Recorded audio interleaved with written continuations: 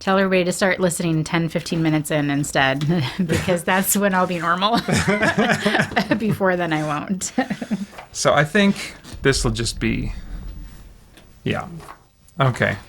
Well, yeah, because I don't know also, like, how I'm going to, when I was reading through this, is like, how do I read this without sounding like I'm doing it like a really official, formal interview or whatever? So. Well, you're the one who wanted questions. Yeah. Okay, we're just going to get into it then. You ready? Okay. All right. So, you are my sister, Karyne Norton, the author of Blood of the Stars, book 1 of the Half-Light Chronicles, right? Yeah. And then what's the one we're doing? Is it Salt in the Seas? Yes. Okay. I wasn't sure if it was that. Okay. That's concerning. Hey, you haven't asked me to record the name of the book. I'm just reading chapters. I did. You recorded the opening credits. Did I? Oh. Well, maybe double check that. Yeah. All right. So, well, when I put this on the podcast, we will be, if all goes according to plan, at the Realm Makers Expo in Grand Rapids, Michigan. And so I thought it would be kind of fun timing to talk on the podcast the weekend that we're doing that. About your writing and just kind of like your journey of writing, which I've kind of slowly seen develop over the last, I don't know, 10, 15 years. I can't remember when you really started like, well, okay, let's back up. When did you start writing fiction, just like for any reason? When did you start writing fiction, and then how did that eventually turn into an interest to be published? So I remember when I was 8 or 9, I would write little chapter books over the summer, and I would show my teachers when I would come back. And they told Mom and Dad that I would be an author someday, which is funny looking back on that, because then I didn't write anything at all until college a little bit. I started writing, but I was in nursing school, and so I didn't really have time to do anything with it. And then after college, I actually started writing Christian fiction, okay. Christian historical fiction, because that was all I'd read, and not all I'd read. You were writing like bonnets and stuff, were you? So, to be fair, I decided I wanted to put a fantasy twist on it, and I was writing a Robin Hood retelling. Oh, I vaguely remember this. Yeah, and then I was going to do King Arthur, and so I was trying, because I wanted Christian historical fiction to be better. I wanted to make it better. Yeah. And so I was like, well, if I can add these magical twists, yeah, then I can. That always makes it better. I can make it better.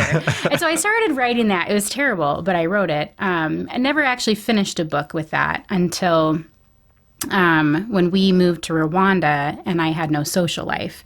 Okay. Then I had time to finish my first book. And how many years were you guys doing missionary work in? It was mostly John, but in Rwanda. It was just shy of 2 years. Okay. And I remember the thing that actually enabled me to finish that first book was NaNoWriMo, which I don't think exists anymore. Oh, no? They don't do that in... They had some drama come up, and so they're not a thing anymore. Their website shut down. Oh. So I think people just do stuff on their own. But I've always thought November is a terrible time to do it, so I don't know why November was their choice to begin with. But I did happen to, that November that we were there, finish my novel because of that. Okay. Writing that 50,000 words helped me get to the end. Okay. So, so how did that, like, eventually turn into an interest to be published? Like, you're really getting serious. Like, what was like, I want to publish something? That's a good question. I don't know that I remember when I wanted. It was before Rwanda that I wanted to. I was like, it'd be great to write books and just be able to do that for a living. But it wasn't until I finished that first book that I started looking into, like, how would I do that? And so it was more that I just have always enjoyed tapping into my creative side. As a nurse, I didn't get to do that. And so it was kind of like, I started doing photography a lot too. And so those were my kind of creative releases. And I don't know that I wanted it to be a business until much later because I didn't realize it had to be a business. I just enjoyed writing and I wanted to publish books. I didn't think there was like a business side of it at that point in time. Okay. So it was probably a year or two after we got back from Rwanda that I started looking into like, how would I do this? Okay. And somewhat oddly, from what I remember, the first thing you were published in was not a book of your own, but you wrote a chapter in like a compilation book about, what was that again? And the name of it? And what was your contribution to it? Yeah, it was called Putting the Science in Fiction. That's and when I was in Rwanda, I was starting to look at the circles of people who were publishing books to kind of, I was following a lot of their blogs and that sort of thing. And there is this guy who had a blog called I can't remember, but it had both a fantasy section and a science fiction section. And so as a nurse, I contributed an article of like things that I hate seeing in fiction that are portrayed incorrectly. And he went on to, with Writer's Digest, get all of those articles compiled into a book. And so I had a chapter in that book. Was it you that was telling me like there was something about an IV, like that like oh yeah, everybody always says, like, they reference, so the needle in my arm. Well, they don't leave a needle in your arm. Like, there's a needle that goes in, but then they leave a plastic sleeve called a catheter in, and they pull the needle out. Okay. And so I will say that it could be that the character isn't aware there's no longer a needle in the arm, but it still just pulls me out of the story every single time. So, okay. Yeah. Karyne is more detail-oriented than I am. Well. That's for sure.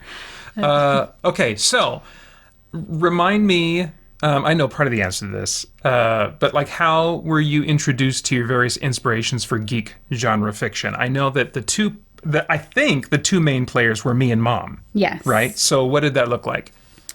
So I don't know what you've told people about our mom, but Nothing. She would bring home movies every Friday night. Like, she That's was right. the movie queen, we called her. She, yeah, I don't even remember all the movies that we watched that she brought home. But and I felt like she brought a lot of fantasy and science fiction home. Yeah. And I don't know if it's because she felt like it would just be fun, magical stories. I don't know what the reasoning was, or if that was just her preference too, although I don't feel like she reads a lot of that now, but yeah, so she would. Do you remember? Okay, I'm going to interject here.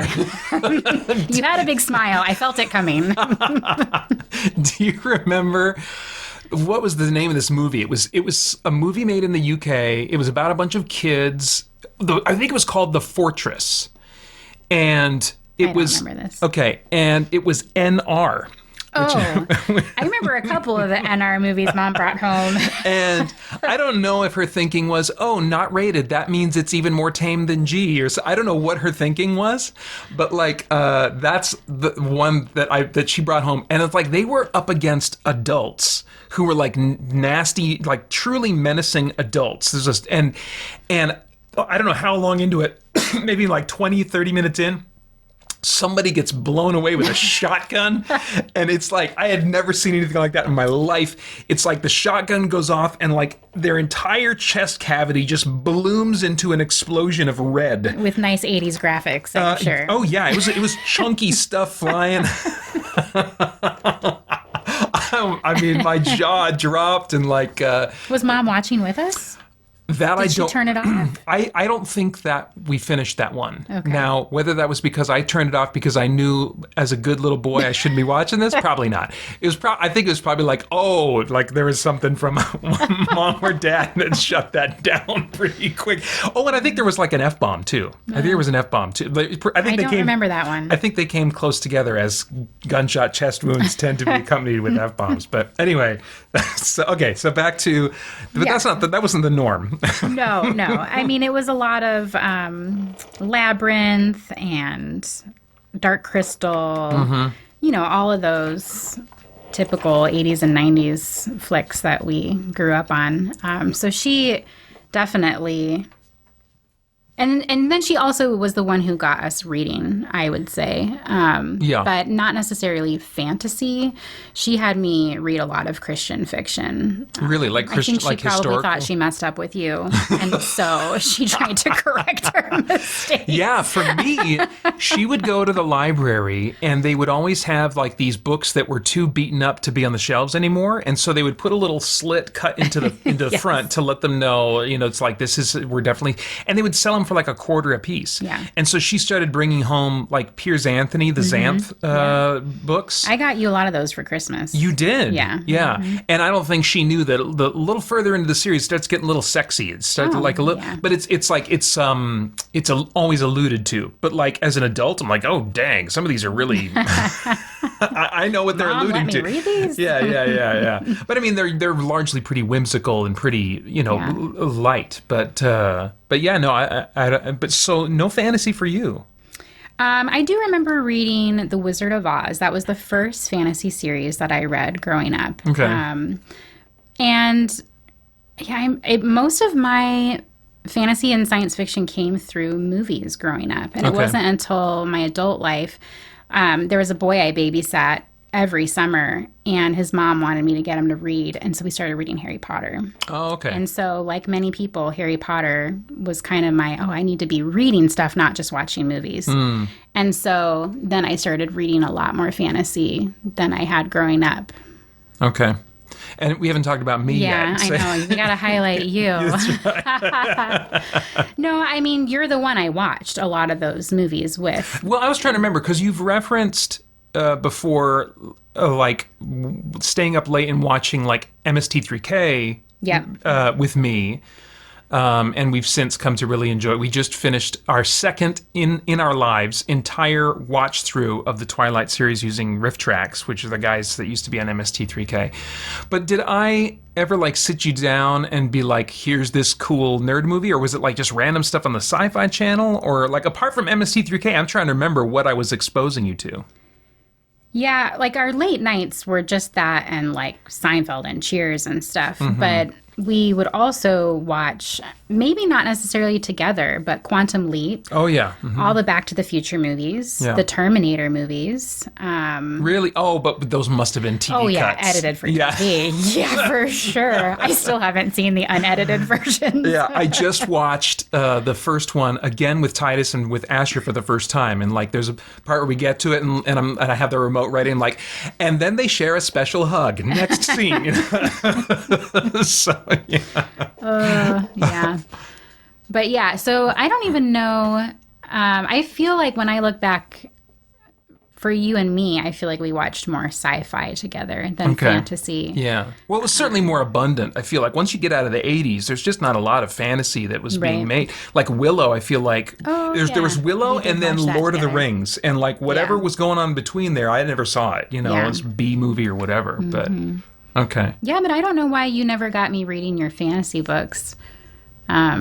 Because I remember you reading them. You tried the Shannara books, didn't you? That was as an adult, because I told you, I was like, I'm ready to read fantasy. Okay. And you gave me that one. I don't know. I struggle with some of the more classic ones. I tend to read more of the modern fantasy. Did you ever read any Brent Weeks? I mean, you maybe tried him. I read one of his. The first one, maybe. Yeah, his were a little too graphic for me. So I did read that first one. Well, what about the Terry Goodkind, the sword? Is that the first one called The Sword of Truth? I can't remember. But I probably would have tried to push that on you at some point. I don't think you did, but Okay. I did. You gave me the series that I asked you if I could reread. Wizard's First Rule is the name of the first one in that series. Yeah, no, I never read that one. Okay, all right. Okay. So then, what did your path to publishing, like, what was the path you took first and why? Like there's mainstream with a publisher, there's indie or self-publishing. When you were thinking to yourself, okay, I want to pursue this, how would you label the path that you were pursuing, and why did you choose that road to try and go down?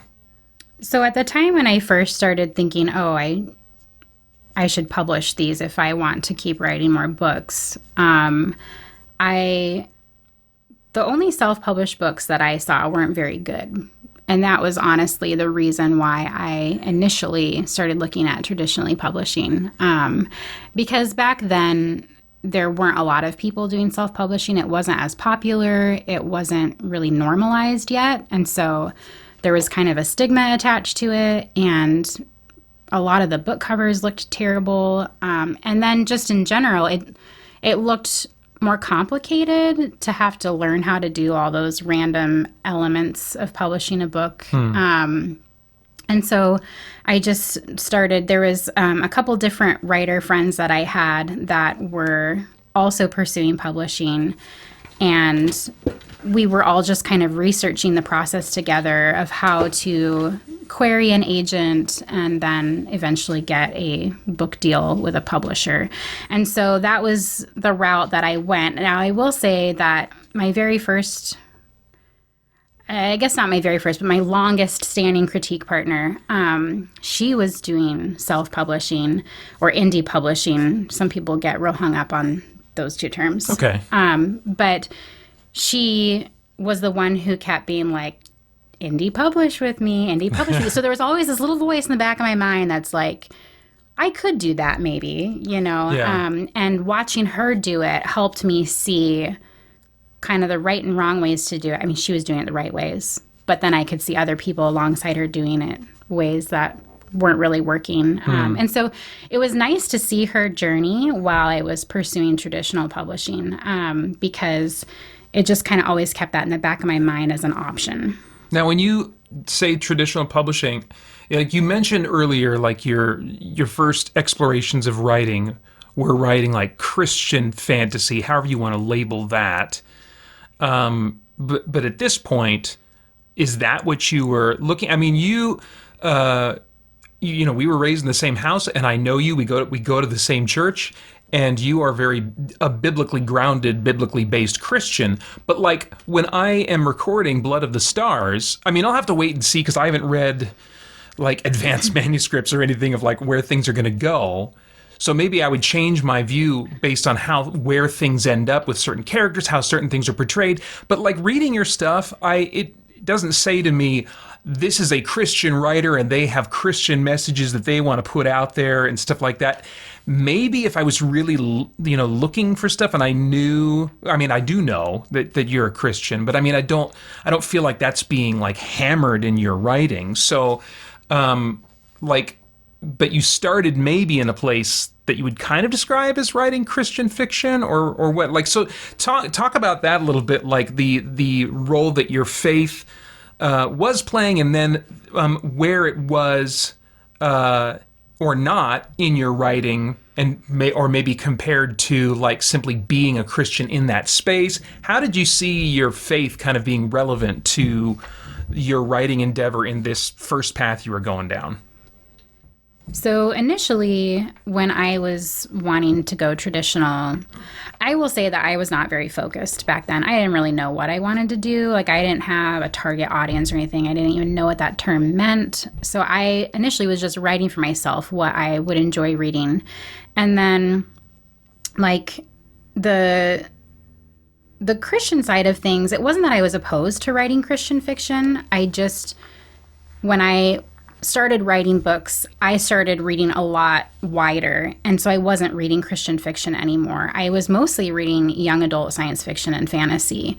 And I just realized pretty quickly that the traditional world didn't want Christian fiction unless you were looking specifically at Christian publishers. Okay.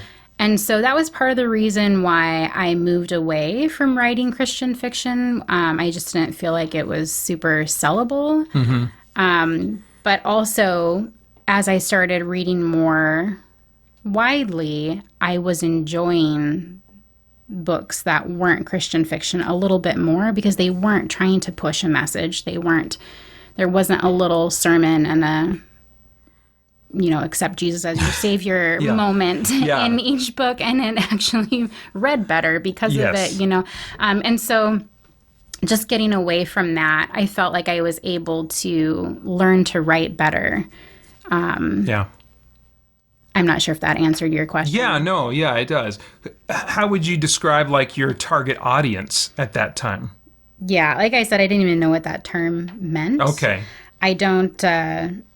I don't think I was super intentional, and that's why I'm so grateful that I didn't publish that early on in the process, because I would have had no idea what I was doing. And I'm really glad that I waited as long as I did, and I understood what my goals were before publishing, because I think I would have had to go back and fix a lot of things if I had started publishing that early. So I didn't really have a target audience. The closest was when I initially started writing. I started writing young adult stuff. And so that was the closest thing I had to a target audience. I felt like the young adult books that I was reading resonated better with me than a lot of the adult fiction, because the adult fiction either had things I wasn't comfortable reading, or like adult science fiction tends to, like, my eyes cross, and I just can't handle that much data and information. Like, I honestly don't care about the science in science fiction. Yeah, I just want the fiction and a little bit of stuff that sounds sciencey, Yes. and then I'm happy. And so that's why I tended to read more young adult. And so that's what I wrote too. And so that would be the closest thing I had to at least knowing what my target audience was young adult, which is not even what I first published. Now, so. that's interesting that you kind of describe yourself as not having much of a focus. But I mean, like, there were some promising things that, seemed to be propelling you down that path, as I remember you sharing them with me. So how far did you progress on the path of mainstream publishing? What did that look like? Yes. So my first book was terrible, and I put it on a shelf and ignored it for a very long time. My next book that I wrote, I switched from fantasy to science fiction. And about halfway through that novel, there was a writers in residence program at our local library where ASU funds, I think it's ASU, don't quote me, this program where authors come in and people can meet with them and learn about how to publish, how to write, all those different things. And so there was a New York Times bestselling author at one of these writers in residence programs, and I jumped on that. And so I started meeting with her weekly, and she was so encouraging, and she helped me believe in myself. I think for a lot of it, I just enjoyed it, but I had no idea if I was any good at it. And so she was like, I had told her, I want to wait till all my kids are in school before I publish, just because I can't really think that much about it. So I'm just going to write a bunch of books, and then I'll start the publishing process. And she was the one who was like, the publishing process is so slow. Just start now, and then maybe you'll have a book published by the time your youngest kid is in school. And so she encouraged me to start querying authors with that second book. And the timing was crazy, because it was right when I was pregnant with our last baby, and I queried for about 6 weeks. And a week after we had Charlotte, I got my first offer of representation. And so it was very fast.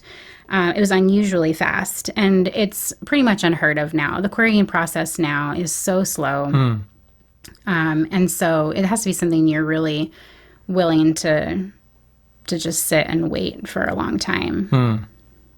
So then what made you decide to switch your tactic? I mean, things seemed, from what you just described, sounds like things were going well, but yet here you are going down the route of indie publishing / self-publishing, or whichever term was preferable. Yeah. I don't know. Indie is better. Okay, maybe. okay. Self-publishing, people will say that's when you do everything yourself. Gotcha. And that's usually considered to be the crappy way to go. Okay. Whereas indie publishers, they delegate out things like cover design and Gotcha. editing and that sort of thing. Well, then I would definitely put you in that category. Whatever. Because I mean, I got to tell you guys, I've been doing the podcast since 2007, when it was called the Spirit Blade Underground podcast. And we're on 800 some episodes now. We've been the Christian Geek Central podcast for a long time. And I have been spotlighting or mentioning, or in other ways, pointing to works from indie Christian authors or self-published authors, they've reached out to me over the years, let me know their books are coming out, asking for a review or some kind of focus or something like that. And it is really hard to respond to people who show me their book and their cover just looks like they made it on like a paint document at home, and they don't have any, it's like, okay, this looks like it was made by a writer. Yeah. I mean, it just looks really, really rough. And when I first saw like your cover for Blood of the Stars and like the art you were getting for that, I was like, dang, this looks like I mean, professional. Yes, it looks like mainstream publishing. Like it's such a high caliber, and that I appreciate that about your work, and I appreciate that when other people do that, because not because it guarantees that like your writing is good, but if the cover doesn't look good, that is a red flag. Like, well, if they're not aware that they should be checking their quality and have other people looking at this before they put it out there in this realm, then how do I know they're doing that with their writing? And so anyway, yeah. So what made you? But even like you said, there can be a potential stigma or downsides or whatever with or with indie publishing. So what made you decide, when what you just described sounds like an upward trajectory? Why then, at some point, did you switch to indie publishing? Yes. So I got 2 offers of representation from that Karyne story, and the one that I went with, she was more interested in my potential than that particular book, because it was a YA dystopian, and she was concerned that YA dystopia books were on the downward trend. And when I told her about the other book I was working on, which is actually the one I'm publishing next, but she said, I want to work on that one with you. Well, then when it was done and she read it, she was like, I don't know how to market this. And so we kind of went our separate ways. In hindsight, I'm really glad about that, because with how slow the publishing industry is, that book would have been coming out during COVID. And a lot of authors who debuted during COVID just tanked and lost kind of any potential they had of continuing in the traditional publishing world. Okay. So I think there was a lot of good things about that path not working out, especially because I'm really enjoying self-publishing. So that wasn't the main reason I left, though. So shortly after that, I reworked the book that she was like, I don't know how to market this, because that was discouraging. So I kind of reworked it. And then when I did start querying it, it was during COVID. And because there's a slight pandemic element, I actually had some agents specifically from the New York City area. They were like, you were being so insensitive to query a novel that has a pandemic element when we're in the middle of a pandemic. And I was like, okay, maybe I'll wait on this one then. And so I set it aside.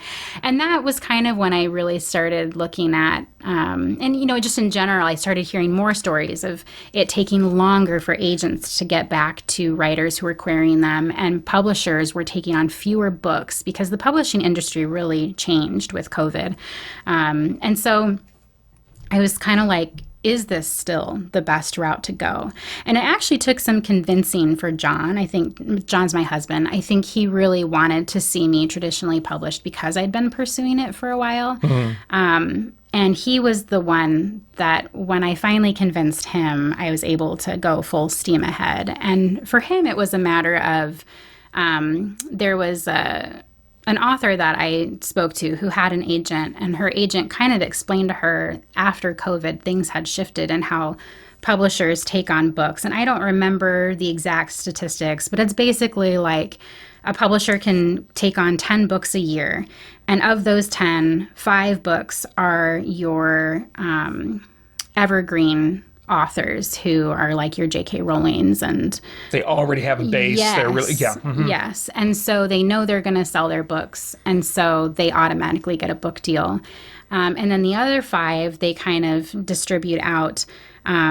They save one for a person of color, they save one for LGBTQ, one for neurodivergent, mental health, and then that 5th one is your random debut author who doesn't fall in any of those categories. And that would be me. Yeah. And so it became a kind of a statistical thing of, my odds are not real high and I want to publish. So do I continue pursuing something that may never happen, or do I just make my own plans and dreams come true myself?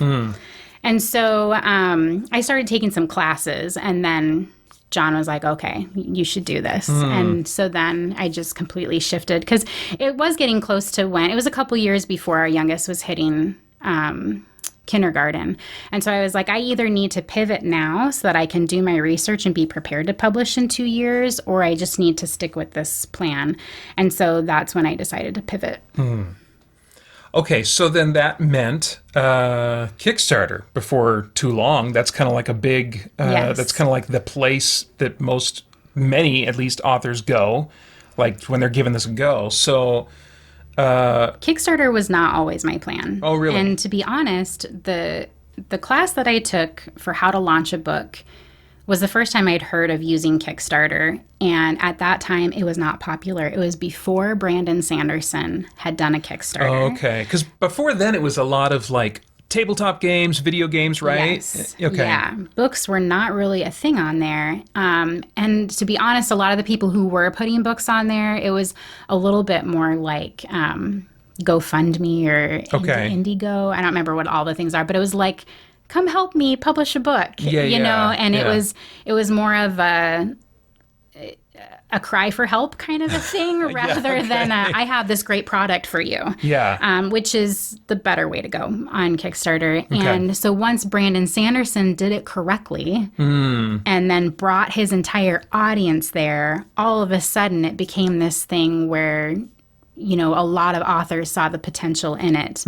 And so it was right before he did his that I took a class that encouraged me to do it, and I was debating it. And then after he did it, I was like, I'd be stupid not to. He just brought his entire epic fantasy audience there, and I'm writing epic fantasy. So that was kind of the tipping point for me to decide to do Kickstarter. Okay. So then what was, if you remember, your listed goal for your debut author book on Kickstarter, and why did you set it where you did? I'm pretty sure I set it at 500 because that was kind of the standard low goal. I can't remember. $500? Yes, sorry. Okay. I think the minimum is, I don't even know what the minimum is, but 500 is where most authors were doing it. And Okay. I could talk a lot about Kickstarter, so interrupt me if I start geeking out too much. But basically, the concept is that goal amount is a floor, not a ceiling. And so you put the smallest amount you want to raise in order to go through with it.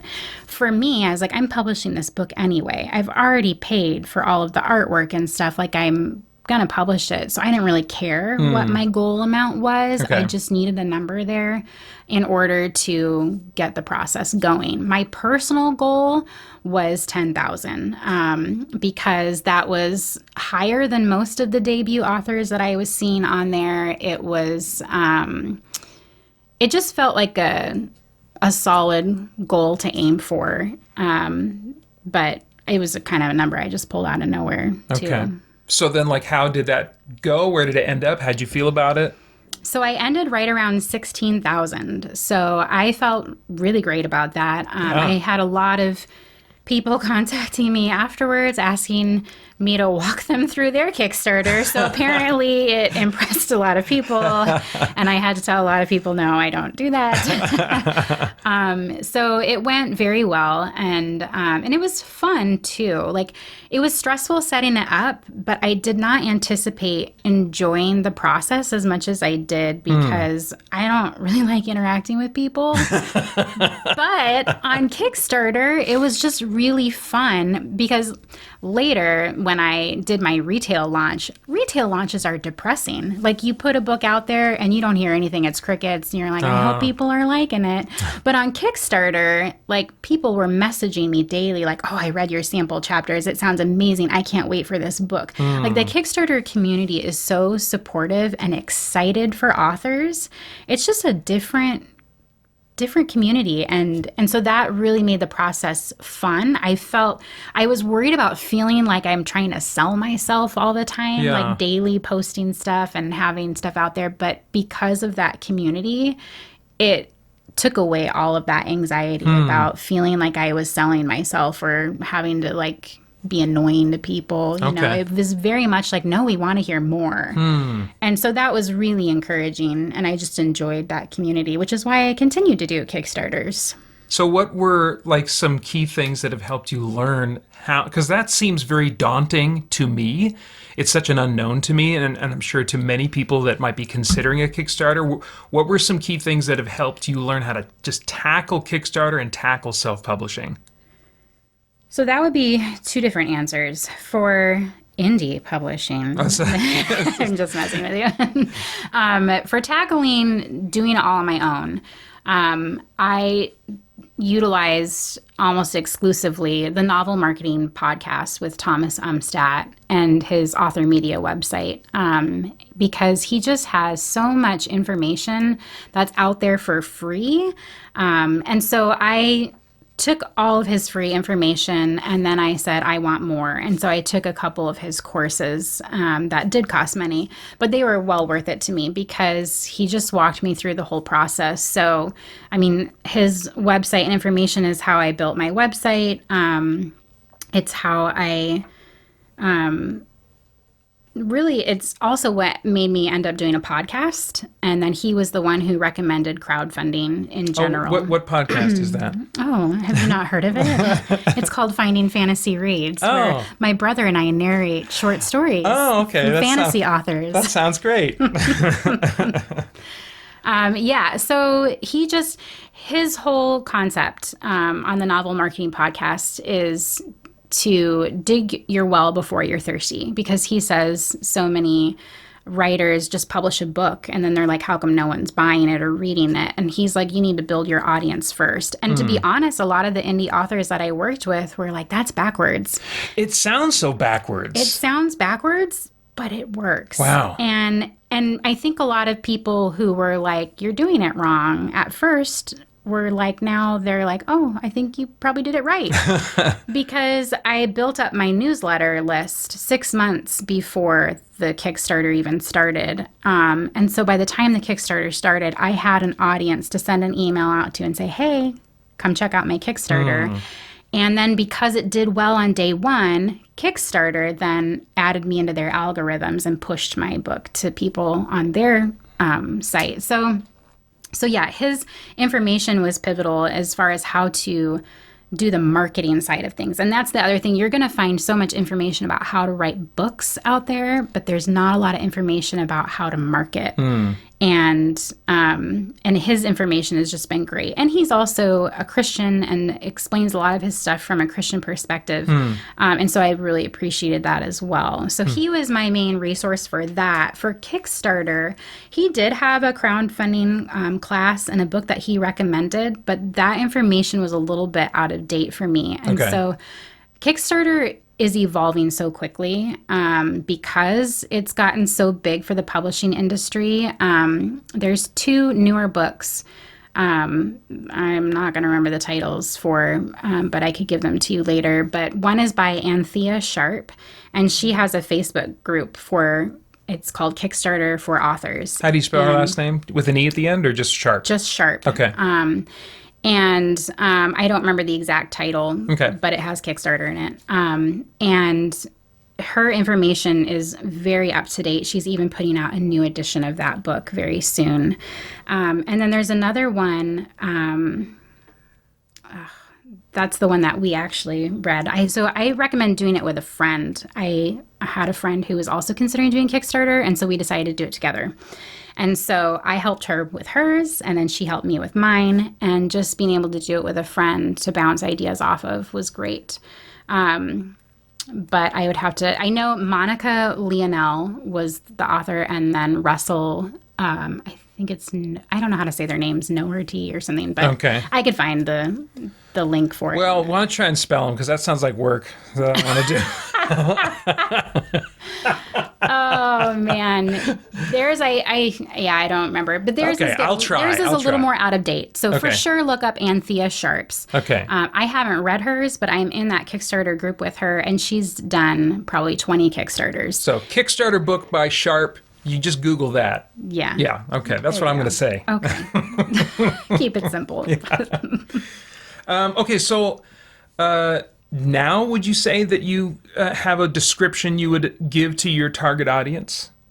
Like how would you describe? So in those classes, we had to do like a lot of branding exercises, and they would talk about finding your Timothy. And so they really recommended finding a single person that you write for and then kind of expand outward. So when I did that exercise for me, it was a 40-something woman looking for fantasy. But the problem is I write so many different types of books. Like Okay. I'm currently writing a young adult sci-fi book. Obviously, that's no longer a 40-year-old woman. Yeah. I mean, I'm 40 and I read young adult science fiction, so maybe.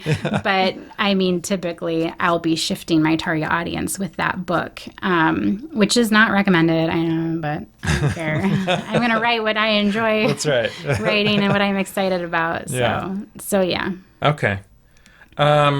So then what have you been working on lately? I mean, I know that I'm recording Salt in the Seas with you. I can't remember where is that book out? No, it's out, isn't it? That book is out. We're just waiting on the audiobook.